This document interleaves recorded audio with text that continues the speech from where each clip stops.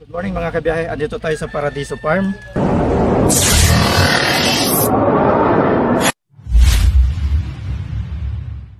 Dito po yan sa Panungyan 1, Mendez, Cavite. Sa Google Map mga kabiyahe, i-pin nyo na lang yung Paradiso Farm, Tagaytay or Mendez, kuha na dito. At yung entrance dito mga kabiyahe, sa ating mga adult ay 199 pesos. At yung sa kids naman mga kabiyahe ay 149 sa 3 to 4 feet ang taas niya.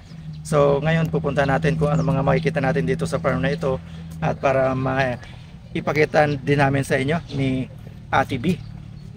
Ayan, at yan syempre yung ostrich, ang first animal. Hi!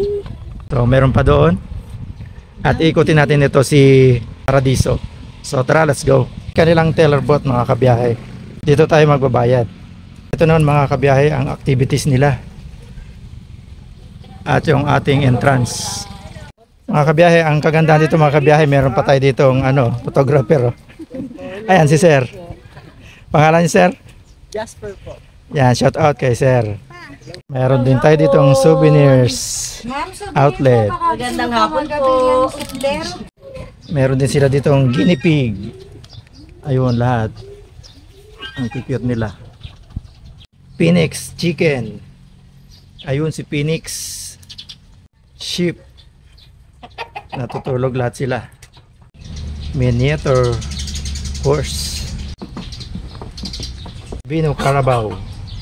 Kulay puti si Albino. Donkey. Donkey. Hello Donkey. Bultis 5. Kaya pala Bultis 5 kasi 5 yung pit niya. Billiard pig. Asan siya? Wala yung ito. Ito siya. May anak na 5. Ito, donkey. May another donkey. Goat. Hello goats. Hello. Ayan, malapit siya oh. Say hi. Hi! Umihi ka na? Hi! Meh. Hello Ducky. Aantok nga daw. Tulog yung rabbit.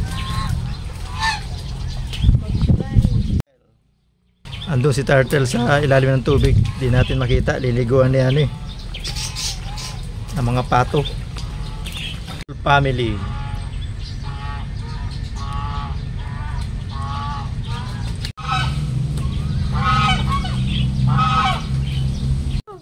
Guinea pig, anong ginagawa mo dyan?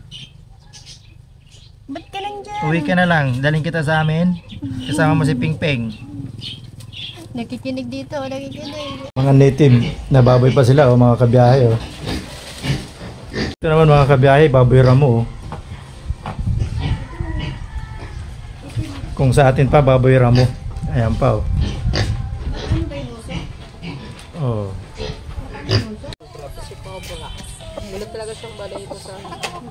Cobra chicken.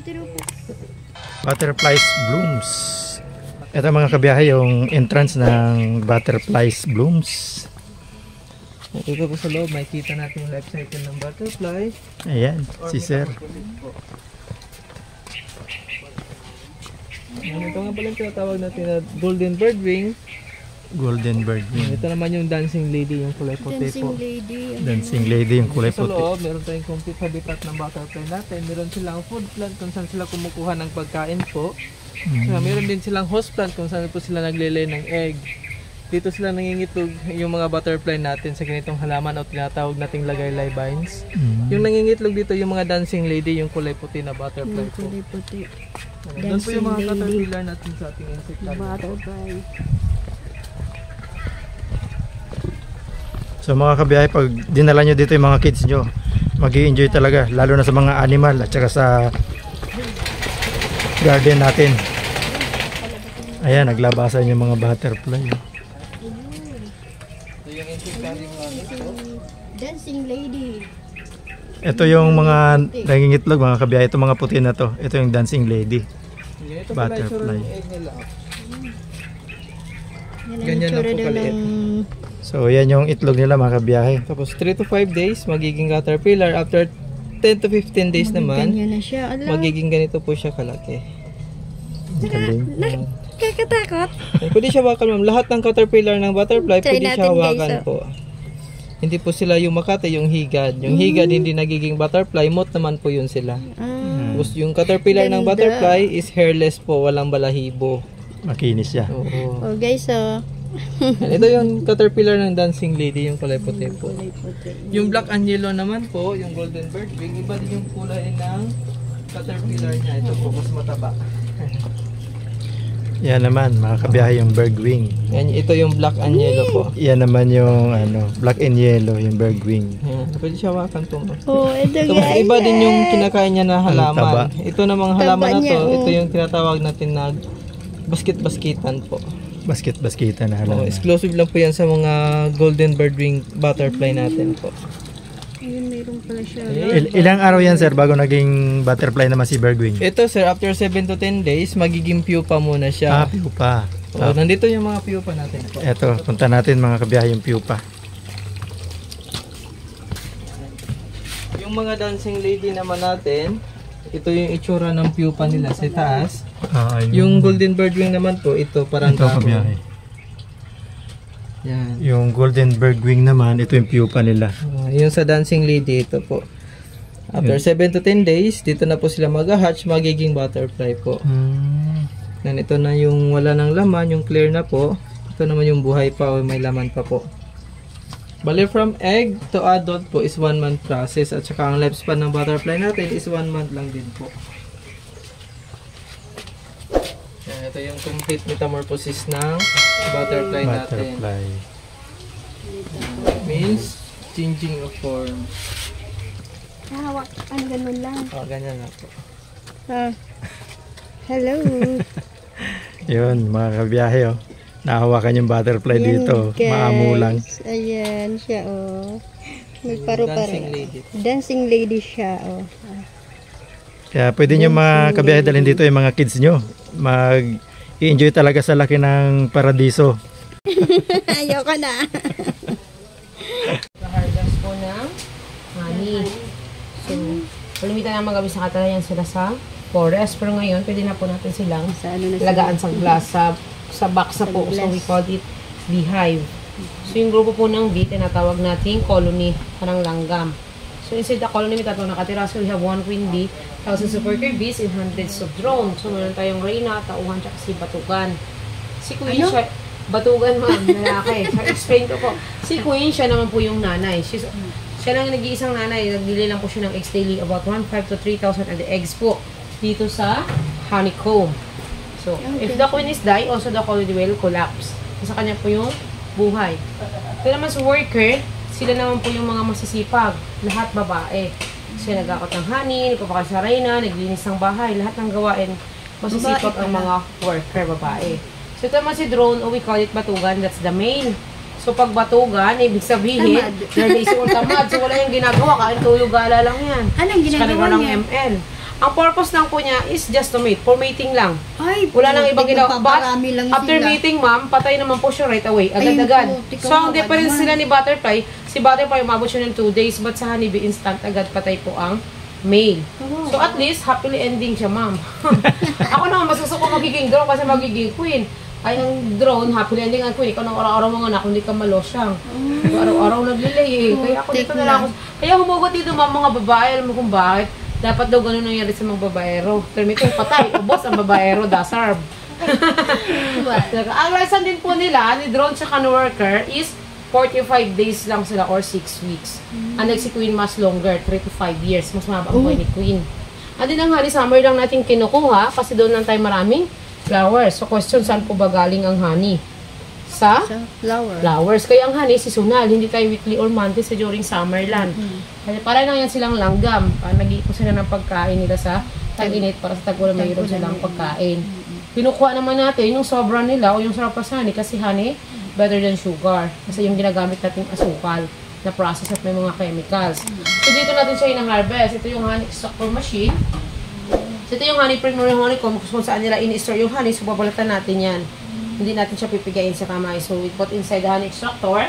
And then by means of centrifugal force, So si honey po tatalsik lang. Ah, Away dyan from the siya center. pala maaano. And then tatalsik lang ma'am. And May then, ipon sa yes baba. po.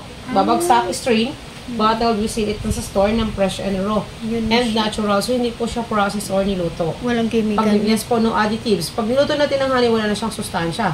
Sweeter na lang kaya kung gumagamit kayo ng honey po sa tea or sa coffee, dapat po lukewarm lang yung tubig, not boiling. Kasi sayang po yung sustansya, mawawala po. So tamis na lang yung nakuha natin. And then yun yung pagkain na walang expiration date. Hindi nasisira or napapani, so buti pang honey, may forever. Diba? May Hindi forever. na tawag mo sa jowa mo, honey.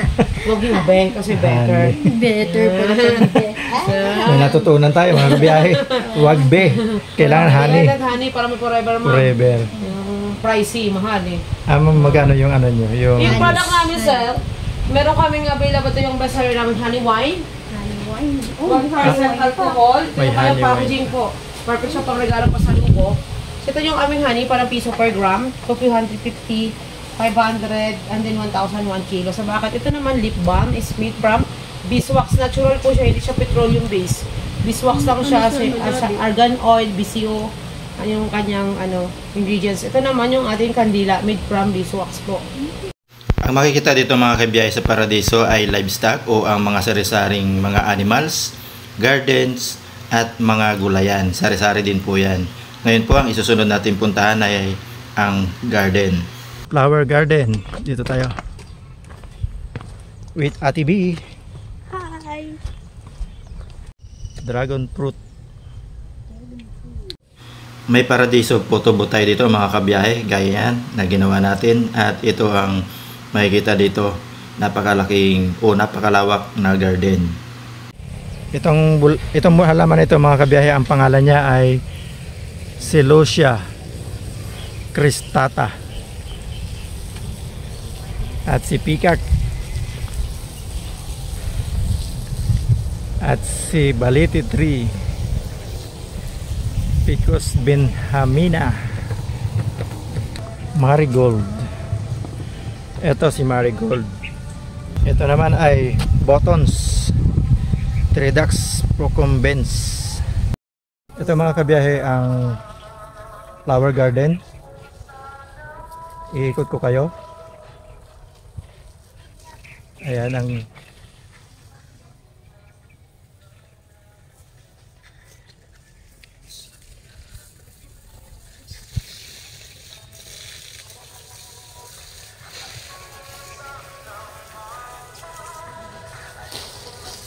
herbs and spices. Ito mga kabiyahe, may animal, may flower garden, dito may vegetable naman. Malalaking cabbage. Ito naman mga kabiyahe, ang pwede nyo pagpilian sa mga makakain. Merienda. Drainage. Solo meal. Silo meal. May sharing.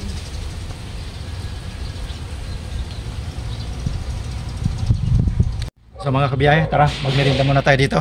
At bago tayo magmerienda dito, shoutout muna kay Sir Ken Jasper Besido at sa nagkikare ng butterflies doon at doon din sa mga nag-aalaga rin ng ating honeybee, na pati rin yung kanilang juice ay pinakita rin sa atin kung paano i-process. Talagang walang halo, yun po ay talagang solid na honeybee mismo. So tara, let's go, merienda tayo. So yun mga kabiyahe, ang ating pag-iikot dito sa Paradiso Farm.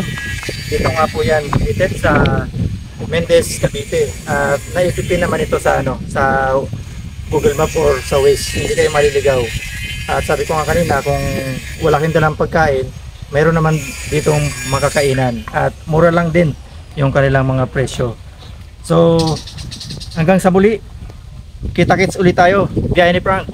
God bless.